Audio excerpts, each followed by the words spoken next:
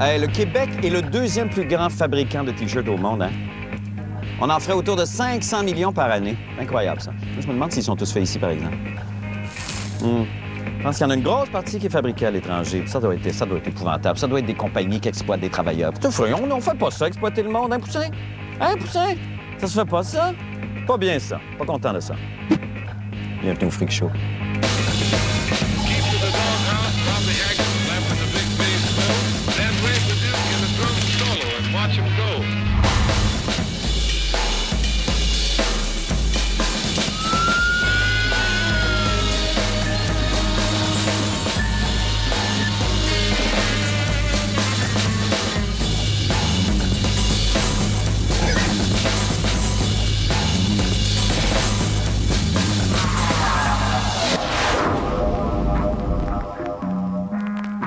Je vais le trouver. Ce sera pas long. C'est pas celui-là. Ça, c'est pas toute cette série-là. Ça, c'est pas bon. Ça, je le sais. J'en avais un, là, qui était étiqueté canadien ici. Je l'avais gardé depuis, je sais pas, depuis le collège. C'est pas ça. Non, c'est pas ça. Je l'ai pas. Je sais pas où est-ce qu'il est. Je le trouve plus. Ah, il est là! Il est là! Ah, je l'ai! Poussin! Je l'ai! Poussin! Nous nous sommes rendus dans un sweatshop moderne afin de découvrir l'origine de nos T-shirts. Ici, on paye pour suer. 100! Je voulais juste savoir, est-ce que vous savez d'où vient votre T-shirt, enfin votre camisole d'exercice qui souligne ce corps de déesse? Non? Lance Armstrong, est-ce que vous savez d'où vient votre T-shirt? Pas du tout, non. Aucune idée. Aucune idée? Oui. Ah, vous savez? Oui, je sais. Tu sais? Ben, en fait, c'est Nike. Il y a une étiquette sur le côté. Vous permettez-vous que je tente un peu? Oui. Continue, je vais pas ralentir parce que ça va bien, là. Ça, c'est un guide band, ça. C'est fait où, ça, ma Sainte-Foy-du-Bon-Lieu? Il y a trop d'informations là-dessus. C'est fait en Chine. Oui, je pense que oui. C'est fait au Bangladesh. Inde, Pakistan, Hong Kong. C'est probablement pas un T-shirt équitable, évidemment. Je pense pas, non. C'est équitable, ça, d'après vous? Je penserais pas. Non. Est-ce que vous seriez prêt à payer plus cher pour avoir une camisole qui serait fabriquée dans des conditions équitables?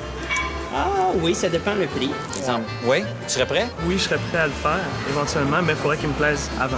Mais est-ce que les conditions de travail vont être améliorées? Je serais prête à payer davantage pour qu'ils les embauchent à meilleur coût.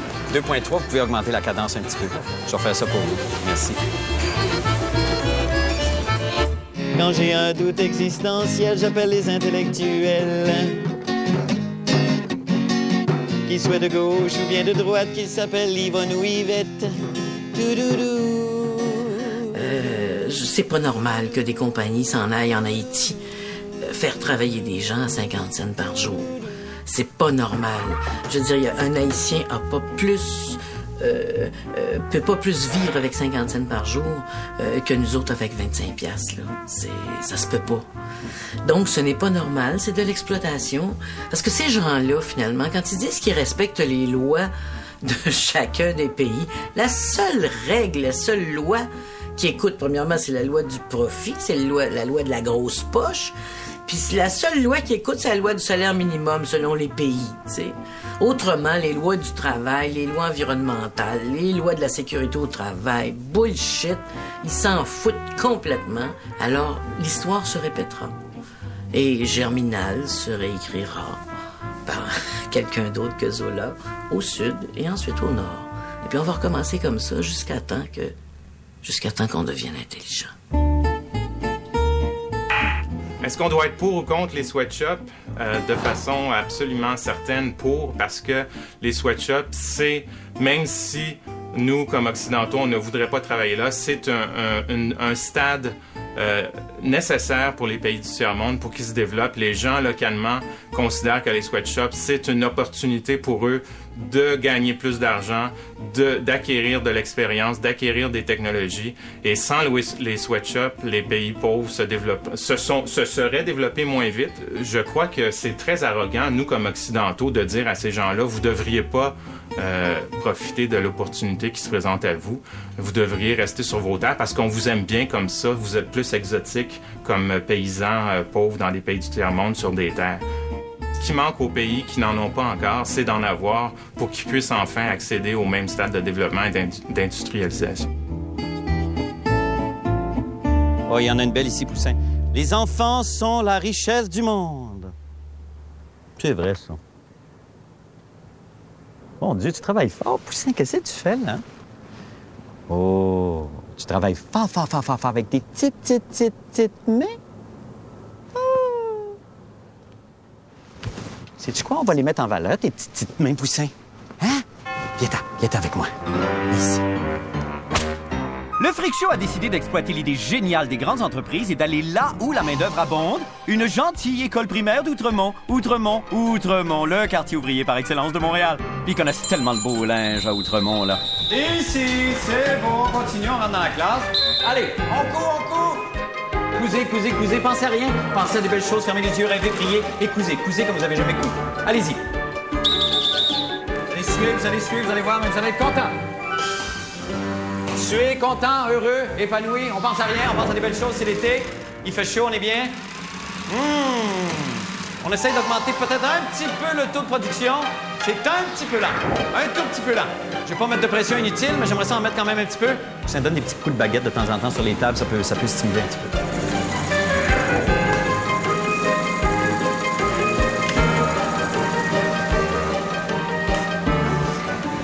Poussin, irais-tu chercher quelqu'un qui se connaît en sweatshop pour nous en parler? Essaie de trouver ça dehors, s'il te plaît, OK?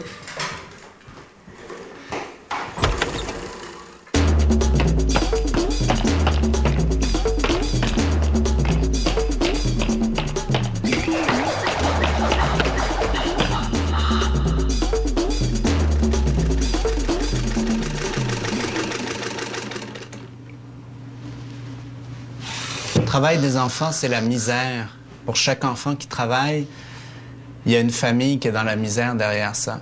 On a la responsabilité d'être informé déjà de ça, de savoir que oui, il y a des enfants qui travaillent, oui, l'esclavage pour dette, ça existe encore. Oui, il y a des enfants en bas âge qui travaillent pour, à un moment donné, que ces produits-là arrivent sur notre marché. Et on a une responsabilité d'abord d'être conscient et ensuite de ne pas cautionner les pratiques des compagnies qui nous vendent des produits, de ne pas être trop gentil avec ces compagnies-là.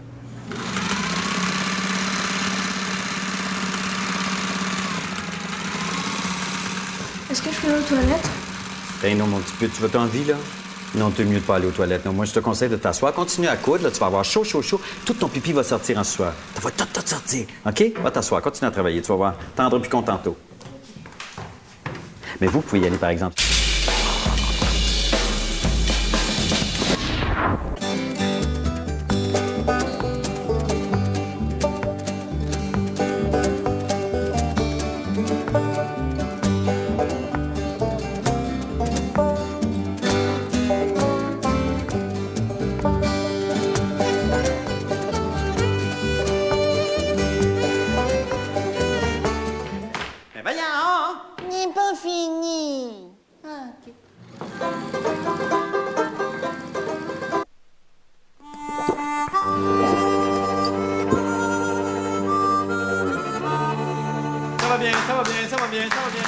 Avant la pause, nous avons décidé de tester les bienfaits de la mondialisation en ouvrant notre propre atelier de misère dans une école d'Outremont.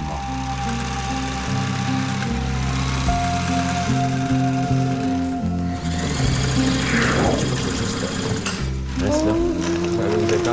Non, je vais juste faire un petit power nap. Ça sera pas.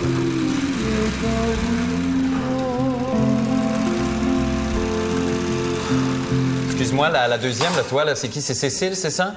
Viendrais-tu ici une minute, Cécile, s'il te plaît? Tu t'agenouilles, agenouille-toi juste 2 minutes, je vais juste te dire quelque chose. Essaye de comprendre et de t'imaginer que dans une usine Nike, ils arrivent à faire un T-shirt en 22 étapes et en 6,6 minutes. Je sais que tu comprends rien de ce que je viens de dire, mais dans le fond, ce que ça veut dire, c'est s'il te plaît, grouille-toi. OK? Mais j'ai plus rien. Grouille-toi, vas-y. Je trouve qu'une baguette dessus.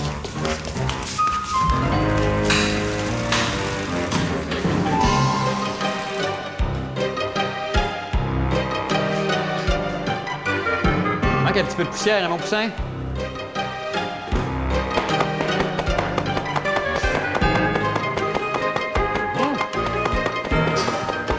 continue, on lâche pas, on continue.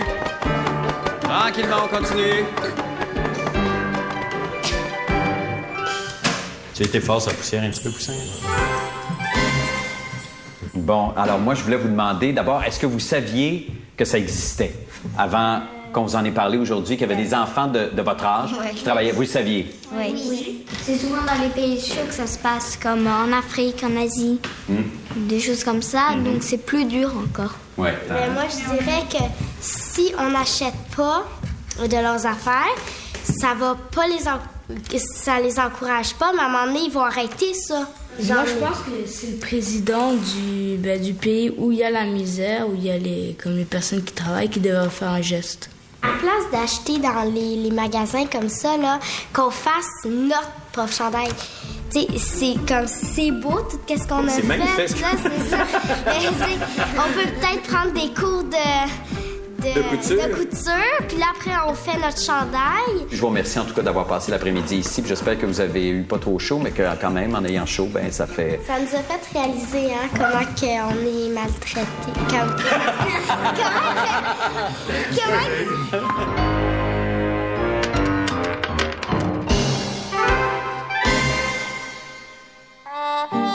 Mais où donc s'en va le 20 $ que vous payez pour un T-shirt? Bon, retirons d'abord 10 $ pour le magasin et hop, la moitié dans les poches du détaillant. J'enlève ensuite le prix pour le tissu, le fil, les aiguilles, la teinture, les machines à coudre. 1,60 $. Et 72 sous pour différents frais de fabrication. Ça, c'est pour le chauffage, les chaînes pour attacher les employés, la clé des toilettes. Reste à soustraire 1 $ pour le transport. Et enfin, les profits du manufacturier et de la marque, 6,60 $. Reste donc pour le travailleur qui a cousu ce T-shirt... 8 sous! Ah oui! Un gros 8 cents par T-shirt. Il est content, Sadou. Nang zang bakang kung kakoi king halu kinokan Hanoi Huntington. Au lieu de couper dans leurs profits, les entreprises décident de couper dans les salaires et déménagent leurs usines au bout du monde. C'est ce qui est arrivé à Huntington, quelque part entre Montréal et Pékin. C'est vraiment la fin à Huntington. La dernière des usines textiles de cette municipalité a fermé ses portes tout à l'heure. Mais là, c'est épouvantable. Combien d'emplois ont été perdus, là? 850. 850. Environ, sur les 6 usines qu'il y avait dans la ville. Et donc, c'est tout le tissu qui s'est effondré. Complètement, là? Oui. Et comment vous allez faire pour relancer ça, là? Bon, ben là, c'est déjà fait. On a acheté les 5 usines de Klein & Tinker, qui est ici, le siège social. On a acheté ça pour 1,5 million, une aubaine, parce que c'est 4 piastres du pied carré, alors que bâtir, c'est 70 piastres. Le gouvernement canadien aurait pu, dès le 1er janvier 2005, mettre des tarifs. On abolissait les quotas, mais on aurait pu mettre des tarifs pour stopper l'invasion de la Chine en Amérique du Nord. Les États-Unis l'ont fait, la France l'a fait, l'Europe l'a fait, mais le Canada a refusé de le faire. Pourquoi? Ils nous ont laissé tomber. Parce que c'est bon, vous savez, c'est une transition, on va se diversifier par nous-mêmes, c'est normal, la mondialisation, bullshit. Ça mord-tu, M. Gendron? Oui, j'ai trouvé une subvention ici de Jean Charest, 1 million, qu'on nous avait promis. Là, je vais aller à la pêche pour le 2e million. On vous avait promis 1 million? Oui, pour l'achat de Klein, ça attend toujours. Puis le chèque est supposément en expédition, oui. C'est sûrement perdu à Armstown ou quelque chose. Hey, je vous remercie infiniment, M. Bon. Gendron. Hein? Excusez-moi pour Mais en tout cas, ça détend? Ben oui, puis là, j'attends ma 2e subvention. À voir tout ce qui se passe, on va finir par croire que c'est encore la faute des compagnies étrangères. Mais nous aussi, au Québec, on a des champions du textile qui performent dans le monde entier. Voici notre Cirque du Soleil du coton, notre Céline du Gaminet. Regarde, c'est beau, ça. Une grosse bâtisse de T-shirts. Gildan est le 2e plus grand fabricant de T-shirts au monde. L'entreprise québécoise possède des bureaux à Montréal et de nombreuses usines en Haïti, au Nicaragua et d'autres destinations soleil où la main-d'œuvre abonde et les salaires font la sieste. En 2004, Gildan a défrayé la chronique en fermant son usine d'El Progreso, au Honduras, et en congédiant des employés qui voulaient se syndiquer. Menacée d'expulsion par le Fair Labor Association, organisme qui défend le travailleur pauvre et mal habillé, Gildan a reconnu ses torts. En 2005, elle a promis de réengager les employés licenciés et de mettre en place un plan de mesures correctives. Selon son site web, Gildan est désormais une entreprise généreuse et socialement engagée. Depuis, son action a monté en flèche et l'entreprise a doublé ses profits. Tu sais, le monsieur là, qui nous a parlé des conditions de travail des enfants, le monsieur Hatim, lui, il nous en a déjà parlé. Lui, il avait des choses à dire sur Gildan, quand même. Oh, baby! Le problème est systémique. C'est structurel dans l'industrie du vêtement. on sait que cette industrie-là, malheureusement, aujourd'hui, n'est pas capable de fonctionner sans exploiter son monde. C'est vraiment ça la réalité aujourd'hui. En particulier, les grandes compagnies comme Gildan, qui dominent une part du marché, par exemple, Gildan dans le T-shirt domine, c'est des compagnies qui font faire leur travail un peu partout dans le monde, qui sont globalisées et qui profitent d'une main-d'œuvre docile, bon marché, et qui ne connaît pas ses droits, qui, en général, n'a pas accès à la syndicalisation, donc qui n'est pas capable de se défendre, qui travaille dans des shops où le rythme de travail est complètement absurde. On travaille des heures de fou. Là. On ne parle pas de 10 heures par jour, on parle de 12, 14 heures par jour, 7 jours semaine, quand il y a des périodes de rush. C'est la science de l'exploitation. Et c'est pas juste Gildan, là, c'est l'ensemble du système qui fonctionne comme ça. Fait que c'est qui paye en bout de ligne? C'est le travailleur qui est sur le plancher de l'usine, à qui on va demander le même travail que l'année dernière, mais plus vite. Plus vite, finalement, plus vite, plus d'heures pour le même prix. Notre responsabilité, notre sens moral nous dit que il est bon de respecter les droits humains. Alors, bon point de soyons cohérents. Soyons cohérents. Ça part une belle fin de semaine. Eh oui, c'est ça. Soyons cohérents. Puis quand nos entreprises vont à l'étranger, on leur dit, vous allez respecter les droits humains. Nous avons voulu rencontrer Gildan afin de savoir si l'entreprise avait tenu ses promesses. Ça va bien? Est-ce que ce serait possible de rencontrer Mme Horaire? Oui, bien sûr. Certainement. On attend. One moment. She's in a meeting at the moment. Oh, can we wait like 2 or 3 hours?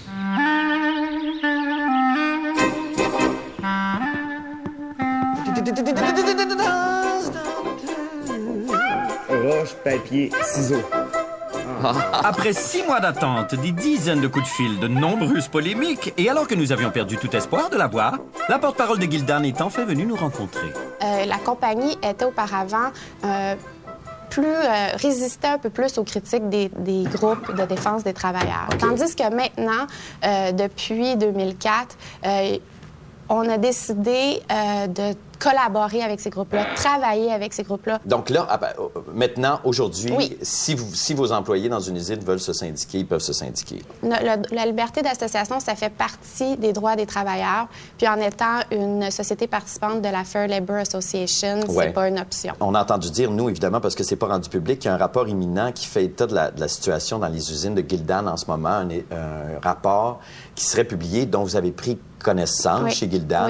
Ils ont noté que vous n'étiez pas à l'ordre du jour des recommandations qui avaient été faites à ce moment-là. Premièrement, il faut comprendre c'est quoi ce rapport-là. C'est un rapport qui est rendu à la suite de notre entente de réintégrer de façon préférentielle les travailleurs d'El Progresso dans notre nouvelle usine. Cette usine-là, elle a ouvert au mois de mars dernier et il faut comprendre qu'une usine de textile, ça prend du temps à être à pleine capacité. 1200 employés, ça prend environ 1 an et demi. Alors ça, ce rapport-là, c'est un rapport d'état de la situation à mi-chemin, je dirais. C'est pas terminé, le processus n'est pas terminé. Mais nous, on entend dire que, bon, là, finalement, on vous donne le rapport, Gildan le regarde, dit « Oh boy, ça fait pas notre affaire, ça fait pas notre affaire. » Et là, l'entreprise qui est chargée de surveiller dit « Réglez ces problèmes-là ou on publie le rapport, ou le rapport va être rendu public. » C'est pas comme ça que ça fonctionne. Non, il n'y a pas un rapport de force avec les... nécessairement avec les... Non, c'est plutôt, bon, là, voici, nous, ce qu'on a trouvé. OK, maintenant, voici ce qu'on pense de ce que vous avez mis dedans. Maintenant, assoyons-nous. Qu'est-ce qu'ils ont trouvé? C'est ça qu'on veut savoir. Je peux pas vous en parler maintenant parce qu'on n'en a pas discuté encore à l'intérieur du groupe. C'est dommage parce qu'on aimerait savoir. Mais mettons une idée, là. Mettons. C'est par rapport aux travailleurs, aux conditions de travail? Non, c'est pas une vérification complète de l'usine. C'est strictement en lien avec l'entente qu'on a... De repositionner les travailleurs qui ont été licenciés. Cette entente-là, elle est publique, elle est sur notre site Web. On a tous les deux le même objectif, hein? C'est la qualité de nos employés, la qualité de vie de nos employés. Puis on va arriver à s'entendre, c'est certain. Bon, bien, merci beaucoup, Mme Horaire, de nous avoir rencontrés ce matin. Merci bien. Puis bonne chance avec l'espagnol aussi. Oui, j'en ai besoin. Faut que tu arrêtes d'avoir de la peine comme ça, Poussin. Je sais bien que les usines de textile au Québec ferment leurs portes les unes après les autres, mais là, bon, en même temps, dis-toi que c'est pas toutes les entreprises qui fabriquent des T-shirts à travers le monde qui exploitent leurs travailleurs pour des salaires de misère, hein? Bon, regarde ce qu'on va faire, OK? Regarde ce qu'on va faire. Là, tu vas prendre une petite pause, tu vas te remettre, OK? Puis moi, je vais aller te chercher ton T-shirt équitable. OK?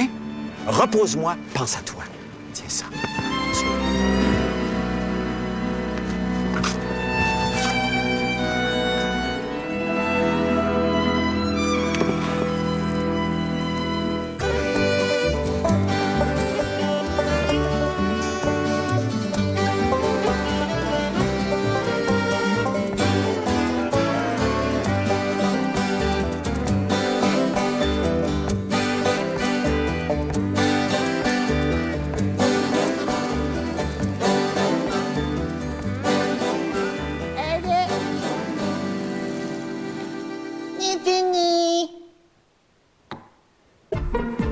Bonjour.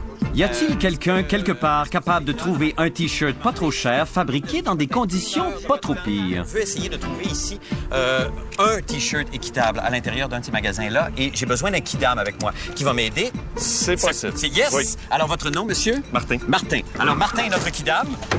Martin le kidam. Alors, c'est ça. Donc, le truc, c'est une caméra cachée, c'est une petite lentille qui est là, qui est dissimulée. Soit, t'en avais déjà vu? T'en as jamais vu? Non, c'est la première fois. C'est dissimulé quelque part de façon très discrète sur le corps. Là, le mot d'ordre, c'est vraiment incognito. OK. Je compte sur toi. Oui. OK, good. Notre caméra subtilement dissimulée dans mon chapeau tendance, nous sommes partis en quête du T-shirt équitable. Est-ce que vous avez pour hommes des T-shirts équitables ici? Non, non, non. Non, vous en avez pas? Je peux vous demander l'information? Est-ce que vous avez des T-shirts équitables ici? Équitable, je sais pas. Ben, c'est-à-dire faits dans des conditions... Non? Vous en avez pas? Où est-ce qu'ils sont faits, les T-shirts? Aucune idée. La plupart sont faites en Chine. Oui, c'est fait en Chine. Généralement, dans les étiquettes, on arrive à avoir une bonne idée, mais des fois, même les étiquettes, c'est trompeur. Oui, c'est ça. Tout le monde est de bonne humeur aujourd'hui. C'est incroyable. Ici, vous êtes à la bonne place, c'est en athlète, donc tout est à rabais, à plus de 70% de réduction. Ah, OK. Donc ici, c'est sûr que vous allez trouver quelque chose d'équitable. Merci, à la prochaine. C'est vraiment gentil de prendre ce temps-là. Hein. Qu'est-ce que vous avez comme T-shirt pour Martin? On a des T-shirts faits en Mountain Equipment Co-op. C'est fait du coton biologique et équitable. Ouais. Ah oui? Oui, hein? Santé la qualité, hein? Bon, on fait signer des documents à tous nos fabricants qui disent qu'ils respectent les droits de l'homme. Voilà. Évidemment, voilà, c'est ça, je pense qu'on a tout. Quand on parle du coton biologique, on parle d'un coton qui n'utilise à aucune étape de son processus, qui utilise des produits toxiques. D'accord. Puis au niveau de la main-d'œuvre, en quoi c'est équitable? Est-ce que c'est vraiment... Parce qu'il n'y a pas juste le matériel utilisé, il y a évidemment les conditions de travail. C'est fait par qui? Ce sont des entreprises qui ont été vérifiées en profondeur, d'abord par les acheteurs de notre entreprise. Mais au-delà de ça, on a engagé une autre entreprise, un organisme qui s'appelle Vérité, qui, eux, dans quelle que soit l'usine qui fabrique le matériel, sont capables de parler aux gens parce que cet organisme-là peut communiquer avec dans 80 langues différentes. Alors, vous garantissez que tout ici est équitable, c'est ça? Tout est équitable et intègre. Merci. Alors, bravo, merci. On pourrait peut-être faire une petite photo de famille maintenant.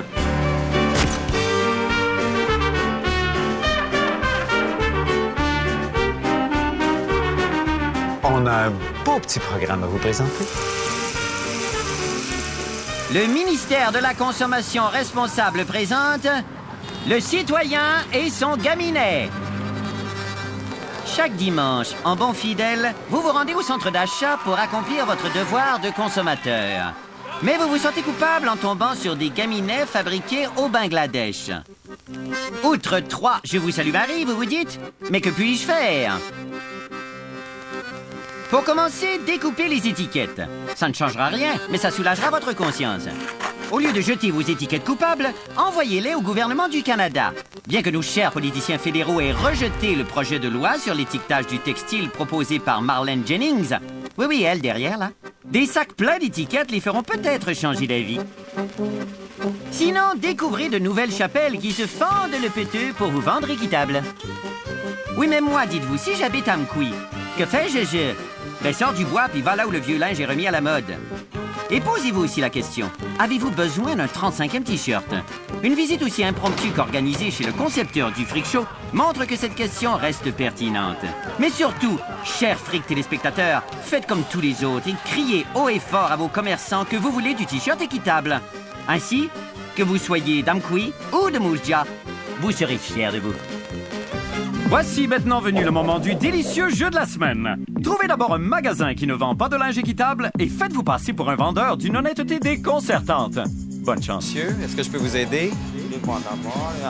OK, parce qu'il y a tous les vêtements faits par des enfants exploités, c'est ce rayon-là. Les femmes exploitées en Afghanistan ou celles... ça, vous trouverez plus ça au deuxième. Bonjour, est-ce que je peux vous aider? Il y a un rayon enfant ici? Oui, il y a un rayon de vêtements faits par les enfants exploités. Moi, ce que je vous suggère, c'est les petits T-shirts faits par des enfants. Vous allez payer très cher quelque chose qui vaut pas la peine. Rien n'est équitable ici, alors servez-vous. Hi, can I help you? OK, nothing is equitable here. You can please serve yourself. C'est ça. Alors, vous pouvez vous promener, faire le tour. Il n'y a rien d'équitable ici. Vous vous servez, vous prenez ce que vous voulez. Donc, c'est peut-être mieux de pas y aller. Vous faites comme vous le sentez.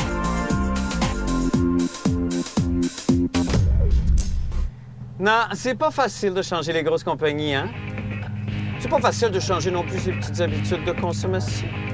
Mais dans le fond, faites donc ce que vous voulez.